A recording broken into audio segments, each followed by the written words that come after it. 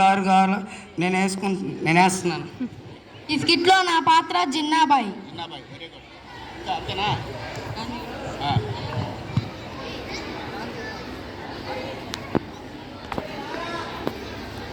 రావాలి. మీరు లేట్ చేస్తే మీకే లేట్ అవుద్ది.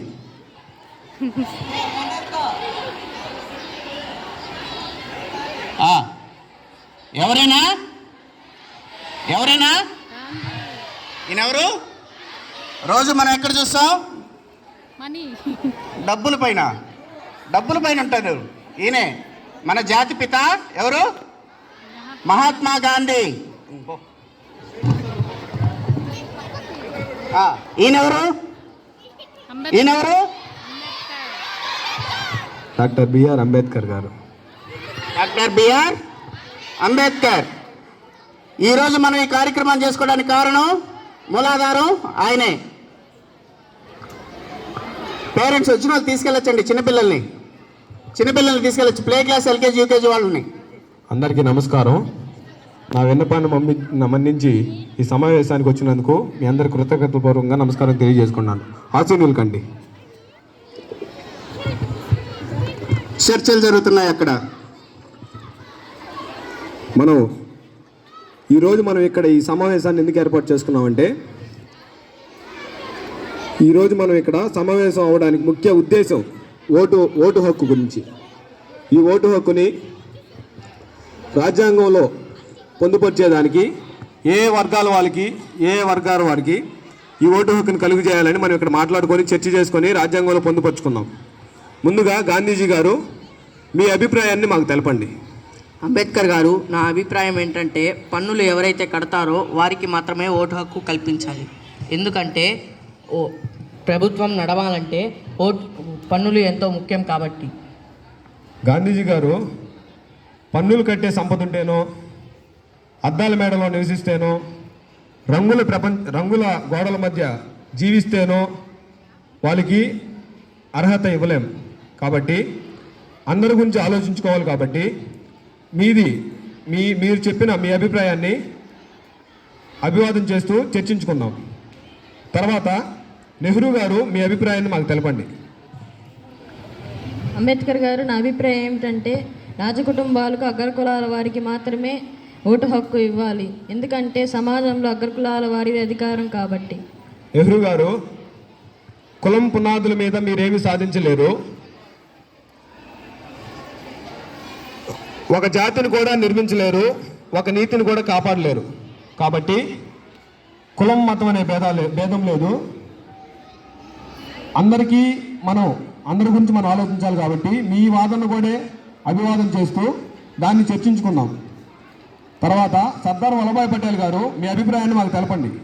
అంబేద్కర్ గారు, నా అభిప్రాయం ఏంటంటే డిగ్రీ చదివిన వాళ్ళకు మాత్రమే ఓటు హక్కు ఇవ్వాలి. ఎందుకంటే మన దేశ నిర్మాణం చేయాలంటే చదువుకున్న వాళ్ళకు మాత్రమే సాధ్యమవుతుంది. కాబట్టి ఓటు హక్కు చదువుకున్న వాళ్ళకు మాత్రమే ఇవ్వాలన్నది నా ఉద్దేశం. సర్దార్ వల్లభాయ్ పటేల్ గారు, చదువుకున్న వారికి మాత్రమే ఓటు హక్కు ఇవ్వాలంటే బడుగు బలహీన వర్గాల వాళ్ళు అన్యాయం అయిపోతారు.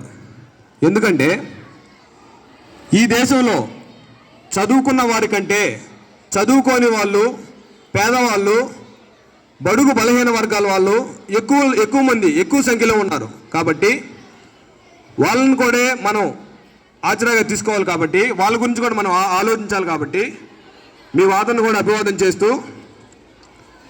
అభివాదం చేస్తున్నాం. దీని గురించి మనం చర్చించుకుందాం. అంబేద్కర్ గారు, ఇక్కడ ఉన్న పెద్దలందరూ చదువుల గురించి, పనుల గురించి, కులాల గురించి మాట్లాడుతున్నారే తప్ప ఆడవాళ్ళ గురించి, వాళ్ళ స్థానాల గురించి మాట్లాడడం లేదు. మాకు కూడా ఓటు హక్కు ఉంది కదా. అసలు ఆడవాళ్ళకు మాట్లాడే అర్హత లేదు. ఆడవాళ్ళు కుటుంబం మీద, వంట పనుల మీద అవగాహన ఉంటుందే కానీ ప్రభుత్వాన్ని నడిపించే విధానం మీద అవగాహన కలిగి ఉండరు. సనాతన హిందూ ధర్మంలో ఆడవాళ్ళకి ప్రత్యేక స్థానం కల్పించబడింది. మేము కుటుంబాన్ని కాపాడుకోగలం, ప్రభుత్వాన్ని నడిపించగలం. నువ్వు చెప్పింది నిజమే అమ్మా. ఆడవాళ్ళకు కూడా ఓటు హక్కు ఇవ్వాలి. దీని మూలంగా ఈ సమావేశం మూలంగా నేను ఒక విషయానికి లాస్ట్లో నిర్ణయించుకున్నాను. అదేంటంటే హిందూ ముస్లిం అనే భేదాలు లేదు, మత భేదం లేదు. ఎస్సీ ఎస్టీ బీసీ అనే కులభేదం లేదు, ఆడ మగ అనే లైంగిక భేదం లేదు, పేద గొప్ప అనే తామతర్యం లేదు, చదువు సంధ్య అనేది అర్హత కాదు, ఉద్యోగి నిరుద్యోగి అనే తేడా లేదు. ఏంటంటే ప్రతి ఒక్కరికి, మనం నివసిస్తున్న ప్రతి ఒక్కరికి, ఎవరైనా సరే ఎవరికైనా సరే 18 సంవత్సరాలు నిండి ఉంటే, 18 సంవత్సరాలు నిండి ఉన్న ప్రతి ఒక్కరికి ఓటు హక్కు కల్పించాలి. అది మన బాధ్యత. ఇది కులం లేదు, మతం లేదు, మనుషులంతా ఒకటే. రాజులు కాదు, గొప్పవాళ్ళు కాదు, అంతా ఒకటే.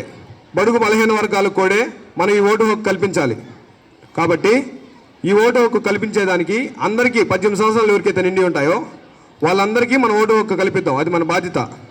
దీన్ని రాజ్యాంగంలో పొందుపరుస్తున్నా. ఈ సమావేశానికి వచ్చి మీ సలహాలు మాకు అందించినందుకు ధన్యవాదాలు.